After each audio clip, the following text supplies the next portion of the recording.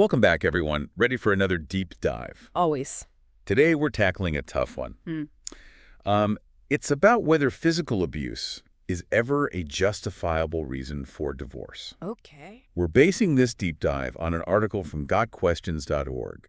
It's called, Is Physical Abuse an Acceptable Reason for Divorce? So looking at it from a biblical perspective. Exactly, which adds another layer of, well, complexity to an already sensitive topic. For sure. And just to be clear up front, we're not here to tell anyone what to think or believe. Right. Our goal is just to break down what's in this article, explore different angles, Yeah. and hopefully give everyone some things to think about. Absolutely. Every situation is so unique. It really is. Okay, so the first thing that jumped out at me was that the article doesn't actually list physical abuse as a direct reason for divorce in the Bible.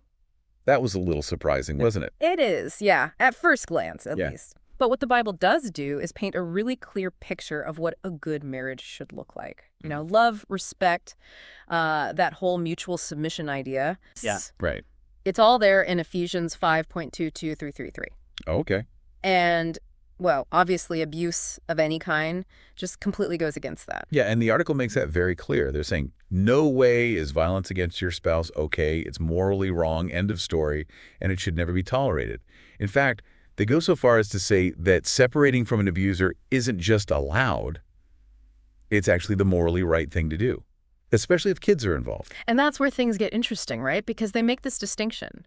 Separating versus actually divorcing. So they're not saying abuse automatically equals divorce. Nope. But getting out of that situation, that's step one. Yeah, safety first. Now, okay, so if they don't flat out say abuse equals divorce, how do they fit that with, well, those two biblically sanctioned reasons we always hear about? You mean adultery and being abandoned by a non-believer? Exactly. They even cite the verses, Matthew 5.32 and 1 Corinthians 7.15. Right. They do highlight those two grounds for divorce. But even then, they say it should only be the very last resort. Always try to reconcile if you can, especially if both people are Christians. But when it comes to reconciling with someone who's been abusive, the article doesn't sugarcoat it. No. They say, okay, it is possible, but only if the abuser truly changes, like shows real, verifiable change. Which, let's face it, is often a really long process. Yeah, it's not just saying sorry and everything's fine. Exactly. Real change, especially when you're talking about deeply ingrained behaviors like abuse. That takes a lot of self-reflection, dedication, time. The article seems to be saying that separation, that might have to be for the long haul. Yeah. What factors contribute to that, do you think? What makes it such a lengthy process? Well, put yourself in the shoes of the person who was abused. You've been through trauma. Rebuilding that trust, that's a huge mountain to climb. It takes consistent effort. Often professional help comes in. And then the abuser has to be willing to confront some really deep-seated issues that might be behind that behavior in the first place. So the article is kind of saying, step one, get out of harm's way, then figure out the divorce question later. Yeah. Like safety comes first. Absolutely. But for someone who's really devout, whose faith maybe sees divorce as a sin, Yeah. that must be such a hard situation to be in. What do you think about that distinction between separating and divorcing when abuse is involved? It's a nuanced approach, that's for sure. They're acknowledging, look, sometimes you need to act fast to stay safe, but they also get that dissolving a marriage that's complicated, especially when faith is such a big part of it. And it's not like they leave the abuser with no guidance. They say, seek help from God, get counseling, even consider legal things like restraining orders to protect the victim. Right, and it's important how they frame those things, not as punishments, but as ways to help the abuser change, like recognizing that abuse often comes from these deeper issues that need to be dealt with. That makes sense. Something else that stood out to me was their list of red flags for potentially abusive behavior in relationships, irrational jealousy, that need to control, quick temper. They even mention cruelty to animals as a warning sign. Oh, wow. Plus things like isolating the partner, substance abuse, disrespecting boundaries.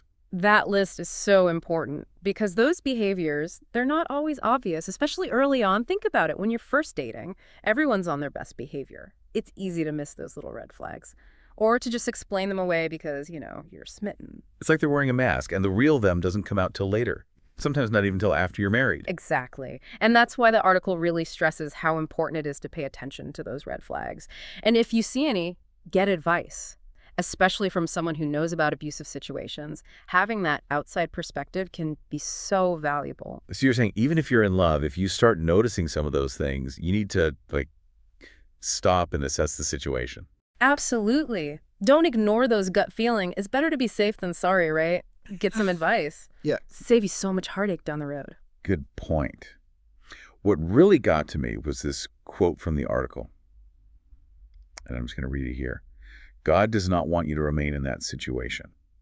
It is not God's will for you to accept physical, sexual, or psychological abuse. Leave the situation, find someone to help you stay safe, and involve law enforcement immediately. Wow. Powerful, right? Yeah, it really is. And it brings us back to that question.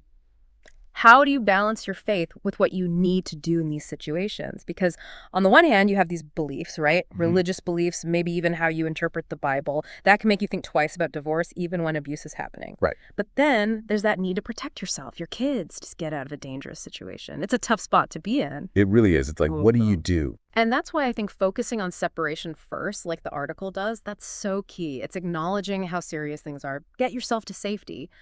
But it doesn't completely close the door on maybe reconciling later on, if, of course, the abuser actually changes. Which is where that whole seeking help thing comes in. Yep. The article really wants the abuser to take responsibility, Right. really dig deep and become a safe partner. Exactly. That might mean therapy, support groups, finding spiritual guidance, even legal stuff like those restraining orders. It's not a quick fix. It's about getting to the root of the problem, those things that are driving that abusive behavior. So it's not just about stopping the violence. It's about figuring out why it's happening. Right.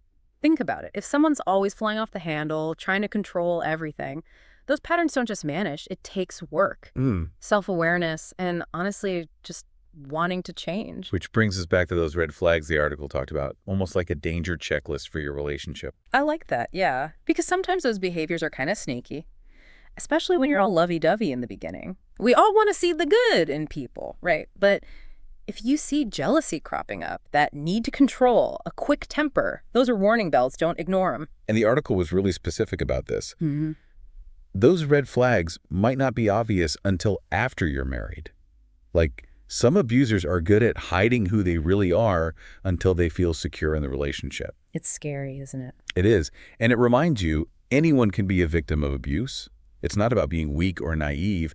It's more about how manipulative the abuser is, how they break that trust. So it's not like people are choosing to get into these situations. Right. Often it develops over time. It's a gradual thing. Yeah, often it might start small, with subtle ways of controlling you. Then it escalates into something more serious. And abusers are often really good at isolating their partner, making them feel dependent, scared to speak up. Which makes that advice about getting outside help even more important. If you're wondering if your partner's crossed the line, talk to someone. Oh, absolutely. A friend, a family member, a therapist, even someone at your church. That outside perspective can really help you see things clearly. And if you need to, come up with a safety plan. Okay, so we've been looking at this from the victim side a lot, but the article also talks about what the abuser can do to change. Seeking help from God, counseling, even those legal things like restraining orders. Right. And again, they're saying these are supports, not punishments. It's acknowledging that to break those abusive patterns, it takes work. You got to be willing to face some hard truths about yourself. It's like a long road. It is. But people can change. There are resources out there to help abusers understand their behavior, learn healthier ways to cope. Now, we've been looking at this through the lens of the article, which has that Christian perspective. But this question, is physical abuse grounds for divorce? That goes beyond religion, really. Of course. Different cultures have different ideas about divorce, different laws. But really, it boils down to basic human rights. How sacred is marriage?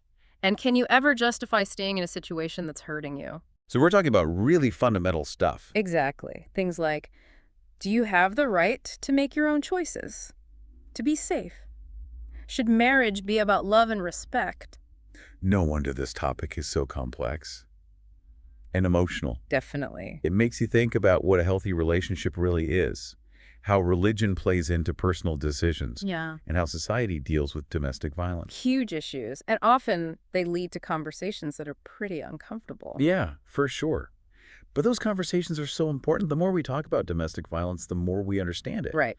The better we can prevent it and support those who are affected by it. I agree. Being open and honest is key to creating a culture where abuse just isn't tolerated. Okay, so here's a question. I'm curious what our listeners think about this too. Besides religious beliefs, what other things might make someone decide to divorce an abusive spouse? Good question. I think practical stuff plays a big part, like, do you have the money to leave, a place to go? What about childcare? Leaving an abuser is hard enough as it is, especially if you're financially dependent on them. And then there's the emotional part. Oh, yeah. The fear of what'll happen if you leave, the guilt, the shame, maybe even still loving that person, even though they're hurting you. You got it.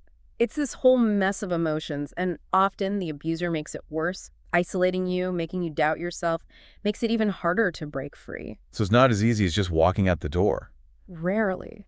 There's those internal struggles, pressure from outside, and a lot of fear. That's why it's crucial to have resources for victims, shelters, hotlines, legal help, counseling.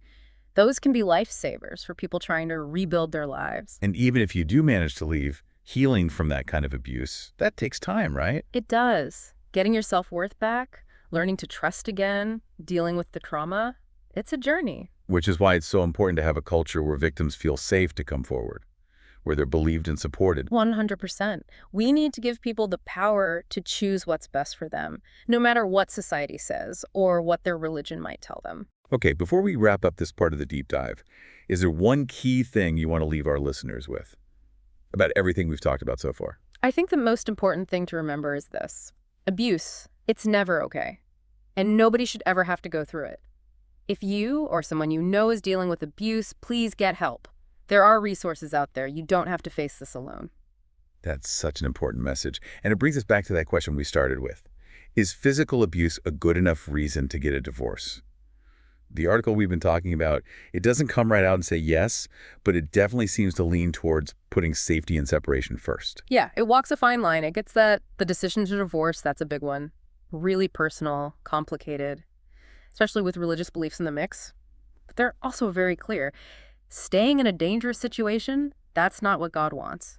Getting to safety, that's always the priority. So it's not about giving a yes or no answer. It's more about giving people a way to think about it so they can make a decision that works for them, their own situation, their own beliefs. Exactly. And that's where getting advice comes in. Talking to a trusted religious leader, maybe a therapist, people who understand domestic violence.